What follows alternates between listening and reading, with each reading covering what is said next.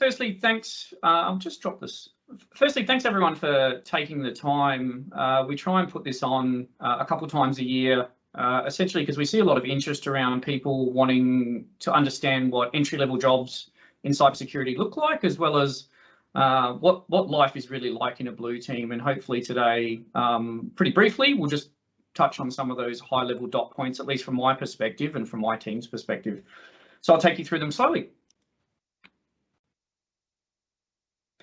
So in terms of agenda items, we'll do a bit of an introduction and the thanks that you just got. I'll spend a minute about ParaFlare, and it's not about a sales pitch. I think it's important to understand the context of where we fit in cyber, because it can be quite confusing, the tagline cyber, without understanding, specifics of what you do and how. The reason we're here today, life in a blue team, is the next agenda item. So I'll try and unpick some of the mystery behind it. I think it's important to talk about what we look for, and I think this will help you be successful if you're looking for a role in either a blue team or generally in cyber, anywhere for that matter. And finally, we'll do a Q&A on this call. We've also got a follow-up Q&A, Ask Me Anything on Twitter.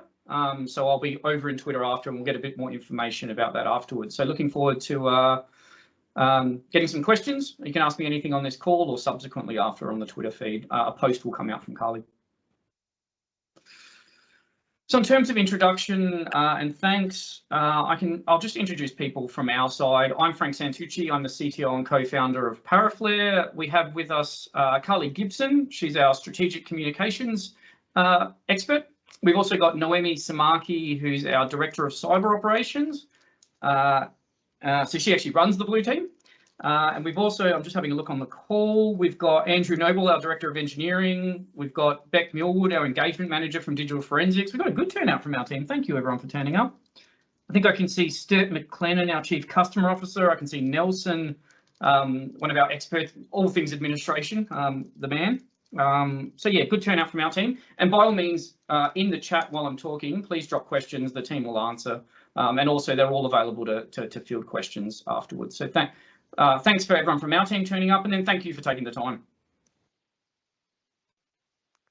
So let's touch about ParaFlare and what manage, detect and respond is, because I think it'll help set the scene or a backdrop to exactly what a blue team is and what life is like. So where do we sit in cybersecurity? So if you look up over on the right-hand side, that is the NIST wheel for any of those of you who are familiar.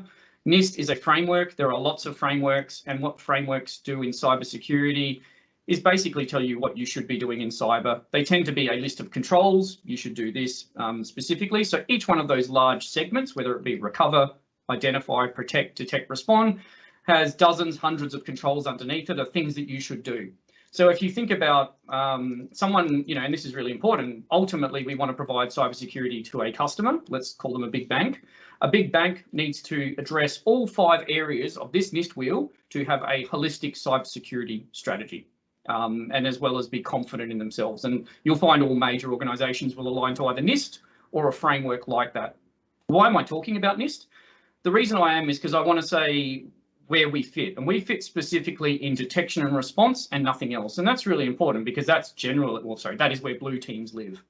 They detect cyber attacks and they respond to cyber attacks. So that's ultimately what we do as an organization, and we call it active defense.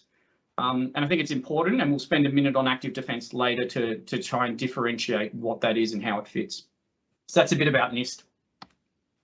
So in terms of what services we provide, and this is important, this is reminiscent of what you will see in a blue team in modern days. We provide MDR, which is manage, detect and respond. It's yet another acronym in the cyber industry. What does it mean? Essentially, it's a big data game. So you're taking data from a customer's network, you're placing it in a single spot, and you're conducting analysis on that, whether that's alerting, whether that's threat hunting, whether that's applying threat intelligence to that. Essentially, what you're doing is managing an outcome.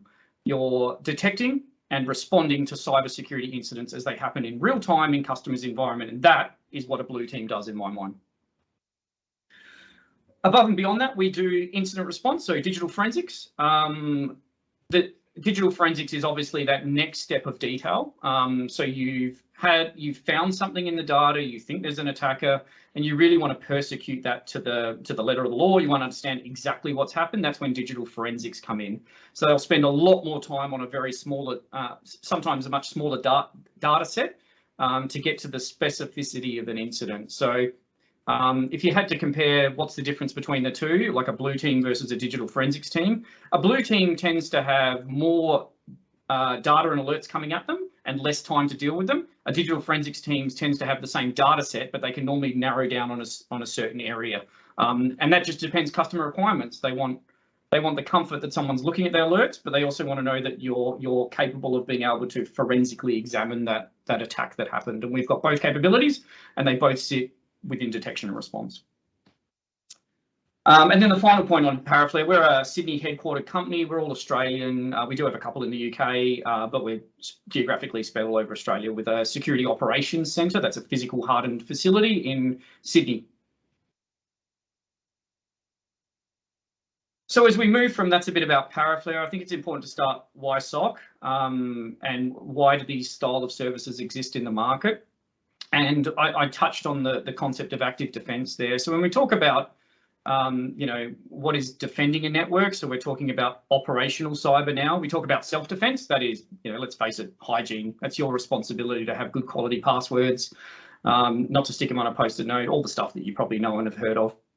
Then you move into passive defence, and it's really interesting because most people think cybersecurity is passive defence. The first question I get when people find out that I'm in cyber is they always ask me what antivirus I should use. And after I finish rolling my eyes, I normally say, well, that's passive defense. So firewalls, antivirus, all of these tools in the market, they're fantastic, but they are set and forget. They're realistically about, they're like the locks at the front of the door, they're the gates to the kingdom.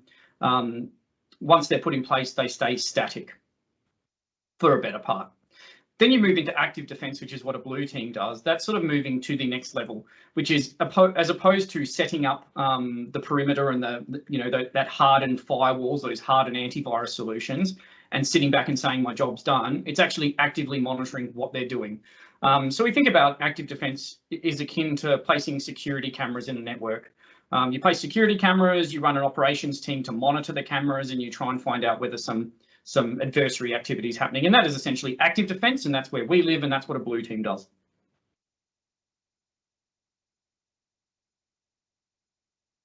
So life in a blue team and in incident response. So before we've tried to sort of get down to the next level of detail, but let's define what a blue team is, according to me. We'll start with red team, and this is what everyone knows in cyber. Everyone wants to be a hacker. So there's that offensive attacking team, they do ethical hacking, they do penetration testing, social engineering. We would have heard of all of these. They make great headlines, but that is what a red team does. They're an adversary trying to penetrate a network. A blue team, conversely, are the defenders. So we're watching the network with those security cameras to make sure that when someone attacks the network, that we're able to understand where they got in, how they got in, and stop them. And then in between, you may have heard of the concept of purple teams. And realistically, a purple team is a team that is doing both adversarial testing as well as providing a feedback loop into the blue team. So as opposed to having a pen test and a piece of paper and that's the end of the engagement, a purple team tends to be more of an ongoing engagement where they're continually testing attacks.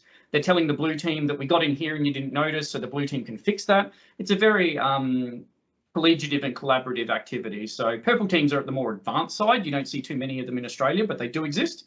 And we do have purple teaming capability in ParaFlare. So life in a blue team.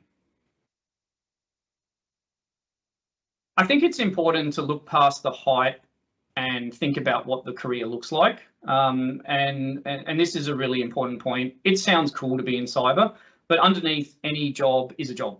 And you're going to do things you don't want to do. And it's really important to consider what day-to-day looks like, as opposed to, I just want to be in cyber and blue team sounds cool.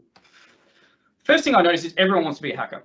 And there are jobs out there for red teams and penetration testers, and there's an entire career around it. It's not what we do. We sit in the blue team market, and it's important to understand that a blue team person still understands hacking.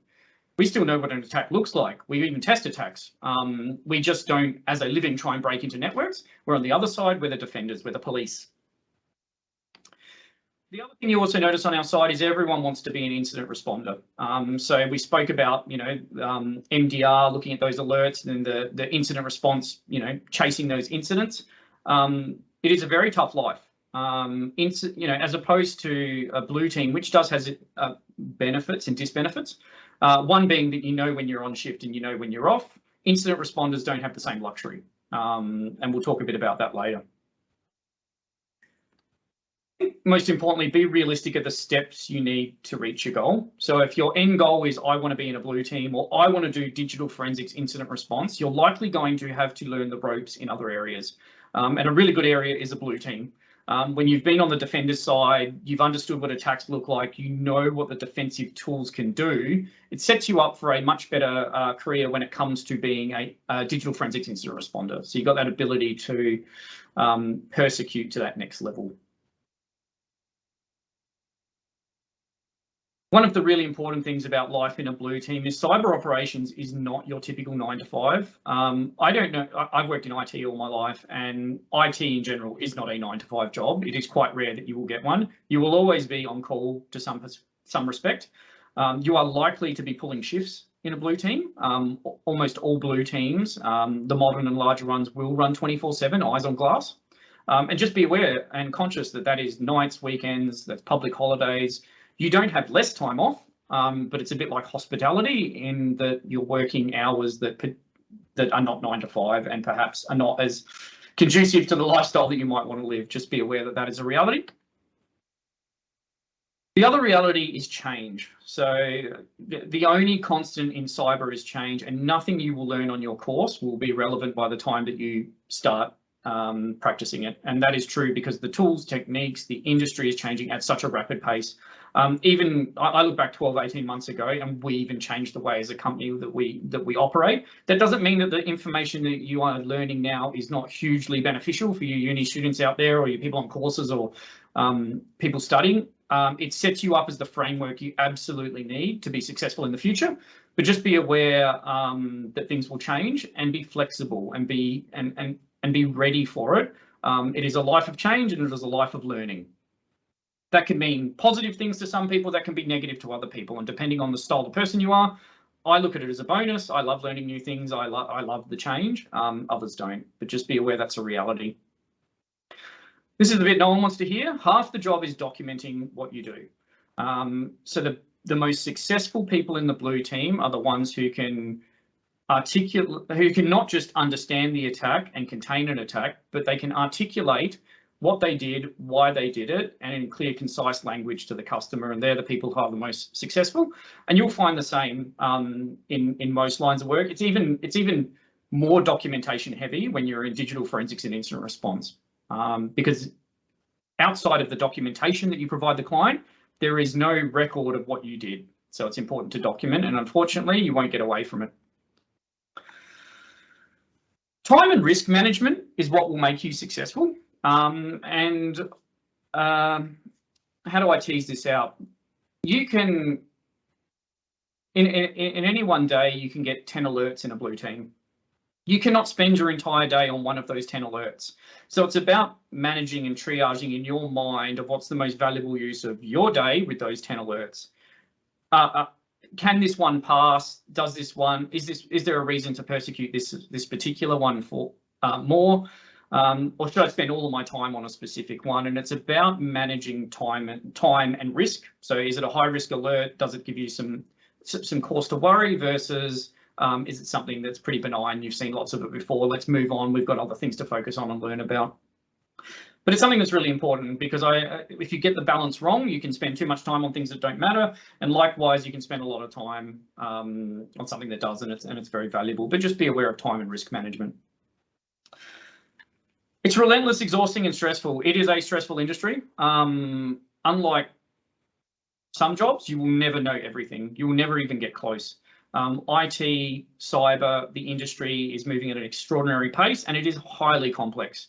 Right from the way that infrastructure is built, new products, new services, the way the technology landscape is moving.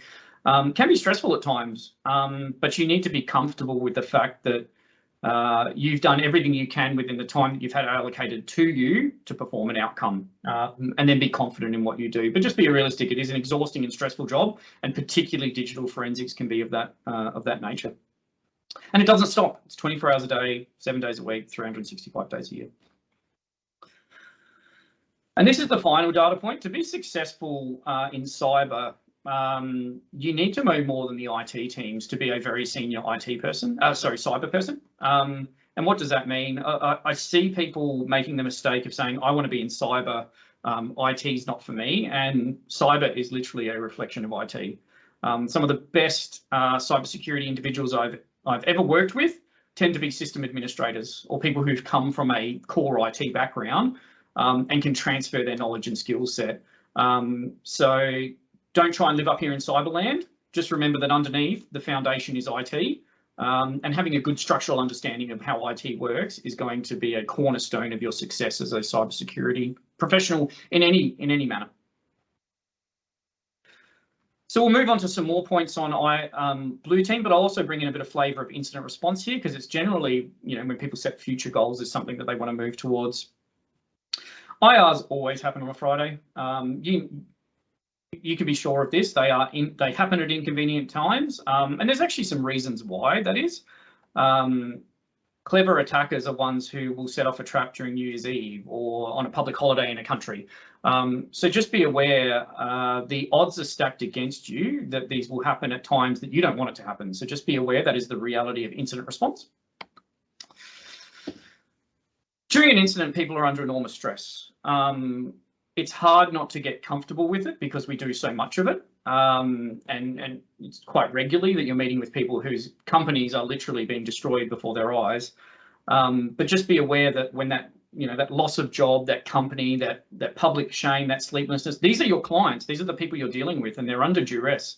And it's very difficult for them to transcend that at time. And just be aware you're facing that a lot. So it can make your job difficult. It's not just a matter of being exceptional at digital forensics. It's a matter of being able to manage the relationship with the person who's had an incident. They'll always expect answers before you have them, and this is completely true of cybersecurity. And my best advice to anyone is when you hit ground zero and you've come across an incident, is to tell the person you're here. You understand this much about the situation, and you're going to get back to them at this time, and you're going to do some analysis in between. And just being clear about what you're doing and where you want. But just remember that pressure is always in the background. That what happened, my board wants to know, my CEO wants to know. I need an update every hour. These are some of the uncomfortable truths of what running an incident is like. Incident response and cybersecurity in general is a frustrating puzzle, and information is always drip fed to you. It is very rare that you turn up and someone lays out on a platter in front of you the situation or the incident that's happened, and you've got all the data points and you can conduct analysis. You're often getting bits of the puzzle at different times along the way, and it can be frustrating, and it can also be enjoyable depending on the stage of the incident it is. But what I would say is just be aware that it's not as linear as it might look in some of the textbooks. Let's move from I guess, what I've tried to paint a bit of not a negative slam, but I really want people to look at what's reality, and then let's move to some of the positives. You will never stop learning. There are people who absolutely crave a job like this, where you literally are a professional researcher. When you are, every single alert is a reason to have a piece of research. I don't know what that tool is. How does it work? I'm going to install it. I'm going to understand it. It's something that's really beneficial if you like to be challenged. You'll never stop learning either on the job. You'll never stop learning on courses, and you will have an absolute deep and fundamental understanding of cyber. If I rewind you back to the NIST wheel and we look at all the things you should do in cyber, I can tell you the one that will set you up for success the most is operational. If you operationally touch the keyboard, you know what the attacks look like, you understand the cyber landscape and the IT landscape below it, being able to move to compliance, being able to move to protection, being able to move to backup and recovery is actually a much smaller step. We are at the harder end of the spectrum when it comes to detection and response, but there is no better way to set yourself up for a successful career in cybersecurity. And I guess just amplifying my earlier point, in terms of unlimited career potential, I don't think too many people will take someone who has not worked up through the ranks of a blue team, an incident responder, and into a position. So going from a technical to a strategic position comes with a lot of respect in the industry. And finally, you'll be surrounded by talented and motivated individuals. And I can't say this enough. It's not just ParaFlare, the cyber industry attracts some of the smartest, brightest, motivated, talented people, and you will be surrounded by them. There are not many people survive who are not extremely inquisitive, self-starter, talented and motivated. And surrounding yourself with people like that is generally a good thing in life. So be aware that you can have some fantastic people around you. I'm going to put a slide in here for what do we look for in a blue team. And I think this is really important because I've met with a lot of people looking to get into it. And I think the expectation versus what we're actually looking for can be quite different. So I'll just walk through some of those points. So what is ParaFlare looking for, and other employers? Like I've employed through other organisations, and some of these things are common, some are specific to us in Blue Team. Attitude. So the most important thing for us is attitude. Someone who is positive, self-starter, can do attitude. What does that mean? I don't know the answer, but hey, look, I'm going to research it and come back to you. And is a team player. That is the most important thing in most jobs, and particularly in this. So we look for attitude first. Communication skills, excellent written and verbal communication skills. And I'll bring it back to a point I made earlier. It doesn't matter if you can catch the hacker. If you can't convey that message to a client on how you did, on what you saw, what you did, and what the next steps are, then we failed in our job as cybersecurity professionals. Aptitude is important. It does, we do need bright people, and most people in cyber tend to be that way disposed. But as well as showing initiative. I'll speed up, Carly, to leave time for questions, but we also move across. Customer-centric mindset, and you see this a lot. Stop thinking about it as yet another computer. Think about this as a customer's business at the other end, and it's important to me that I protect them. But being polite and courteous and helpful, and particularly so when they're under stress. Generally, when people have been hacked, they are not in a good mood, and unfortunately, we sometimes are the bearer of bad news. Hunger to learn is really important. Be hungry and open-minded enough, it keeps coming back. Thirst for information, a changing industry. There should be a pattern to what I'm saying here, and just think about that, and if that's the life that you want. Technical skills, and I've listed this last. The last thing I look for, particularly in a junior or mid position, is I don't need a mad cyber person. It's great that you love cyber, and it's great that you're great at the command line. But I need that skill set after your attitude's right, your communication's good, you've got the aptitude, you've got the right mindset, and you're hungry to learn. The last bit is technical skill, because you'll find if you've got particularly the aptitude, we can train the last bit, but I can't change your attitude. In terms of expression of interest, and by all means, people are welcome to apply. We do have junior positions we put through operations as well as mid and senior positions. We do require that you're an Australian citizen or close to. You need to be prepared to be security cleared, and you need to be prepared to work night shift potentially in your junior years. I'll just point that out as a point. And in terms of how do I apply if you are interested, we always put it up there. There's careers at ParaFlare. Throw us a cover letter, resume, tell us about yourself, why we should meet you and why a blue team.